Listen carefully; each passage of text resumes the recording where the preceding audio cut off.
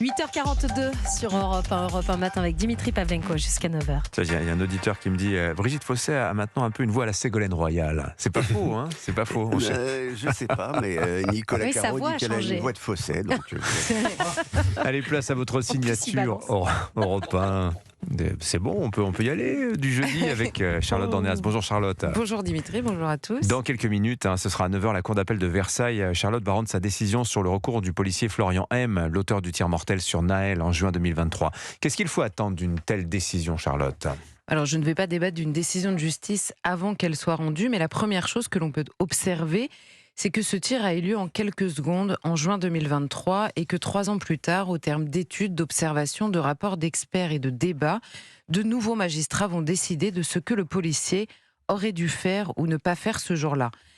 Parce que la question n'est certainement pas de savoir si l'issue est triste ou non, elle l'est, mais d'examiner si oui ou non le policier pouvait estimer sincèrement que le danger était imminent. Et ça n'est pas si simple. C'est une autre affaire jugée jeudi dernier qui nous l'enseigne sans détour. Celle d'un policier, là aussi, qui avait tiré à l'issue d'une course-poursuite consécutive à un refus d'obtempérer, là aussi, et qui avait tué Zied B à Nice en septembre 2022. Là encore, la Chambre a précisé que le tir a été effectué à courte distance, sans visée précise. D'ailleurs, l'IGPN avait conclu à une violation de la loi et le parquet avait requis un procès. Mais la Chambre de l'instruction a prononcé un non-lieu, jugeant que, je la cite, le policier n'était pas en mesure, par un autre moyen, d'arrêter le véhicule dont le conducteur refusait d'obtempérer et qu'il avait la conviction honnête et sincère que celui-ci était susceptible, dans sa fuite, de porter atteinte à sa vie, à celle de son collègue ou à celle d'autrui. Alors qui a raison, qui a tort, quel magistrat, puisqu'ils se contredisent, porte la vérité judiciaire ? Cela rappelle une évidence oubliée jusqu'à la présidence de la République. Il est difficile de savoir ce que la loi exige ou permet en pareilles circonstances. Et ça n'est pas un détail quand les policiers, eux, ont 3 secondes pour en décider. Mais alors, qu'est-ce qu'il faut en conclure ? Que la justice ne peut pas vraiment passer dans de pareils cas ? Mais que c'est précisément parce que les décisions de justice sont fragilisées par de telles circonstances que le législateur, et après lui la justice, ont un autre rôle que l'intransigeance à l'égard de la police. Le plus simple et surtout le moins dramatique, c'est que le message d'une intolérance totale au comportement qui crée ces situations soit clair, quel que soit le profil du chauffard.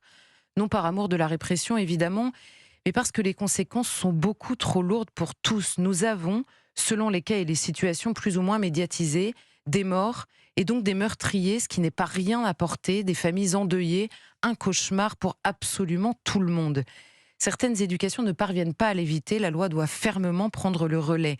Et c'est bien l'unique raison pour laquelle l'examen des casiers judiciaires de ces chauffards est instructif. Certainement pas pour justifier ou relativiser leur mort, juste pour remarquer qu'une justice plus ferme, dès le début, n'aurait pas été atroce, mais potentiellement salvatrice.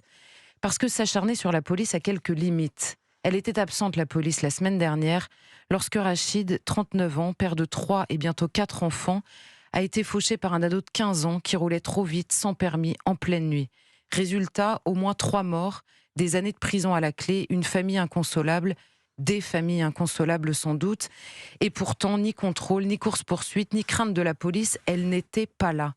Et si la police les avait croisés d'ailleurs, quel aurait été leur rôle maintenant que nous avons l'issue de l'histoire ? Mais la délinquance routière n'est pas une priorité aujourd'hui ? Certaines décisions de justice, moins spectaculaires, moins médiatisées que d'autres, en font douter. Pas la vitesse, les radars et compagnie qui frappent tous les Français de manière absolument évidente. Mais ces conduites absolument déraisonnables. Mardi, 2 hommes de 23 ans comparaissaient pour l'homicide involontaire d'une jeune femme qui rentrait du travail, fauchée par ses 2 amis qui s'amusaient à faire la course à 110 km/h sur un pont. Le récit de l'audience est glaçant, des conduites sans permis mais des excuses sans vie. Une famille dévastée. Le parquet réclamait 3 ans de prison, l'avocat trouvait la réquisition démesurée et le tribunal a choisi 3 ans, dont 2 avec sursis. Parce que la personnalité, la vie, le travail de ces prévenus ont dilué la gravité de l'acte. Et pourtant, les regrets n'étaient pas évidents. Or, qu'est-ce qui empêche de conduire aussi dangereusement, de refuser d'obtempérer en d'autres situations si l'éducation ou la responsabilité n'y parviennent pas ? La peur de la police, répond-on habituellement, mais l'on entend par là la peur de la justice en réalité, c'est-à-dire de la punition. Dans ce cas comme dans tant d'autres, c'est là une immense responsabilité qui devrait dépasser le cas surmédiatisé de la riposte policière. Signature Europe 1, Charlotte Dornelas. Merci beaucoup Charlotte. Restez avec